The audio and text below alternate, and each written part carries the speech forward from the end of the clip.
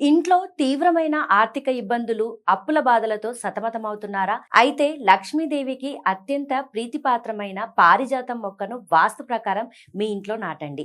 ఆ తల్లి మీ ఇల్లు వదిలి అస్సలు వెళ్ళదు. సముద్ర మథనంలో ఉద్భవించిన ఈ దివ్యమైన పారిజాత వృక్షాన్ని ఇంట్లో సరైన దిశలో నాటితే నకారాత్మక శక్తులు తొలగిపోయి అఖండ ఐశ్వర్యం సిద్ధిస్తుందని వాస్తుశాస్త్రం చెబుతోంది.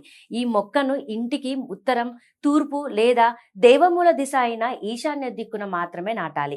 ఇక్కడ అందరినీ ఆశ్చర్యపరిచే ఒక అద్భుతమైన ఆధ్యాత్మిక రహస్యం ఉంది. సాధారణంగా దేవుడి పూజకు చెట్టు నుండి కోసిన పూలనే వాడతాం. కానీ పారిజాతం విషయంలో మాత్రం చెట్టు నుండి పూలను అస్సలు కోయకూడదు.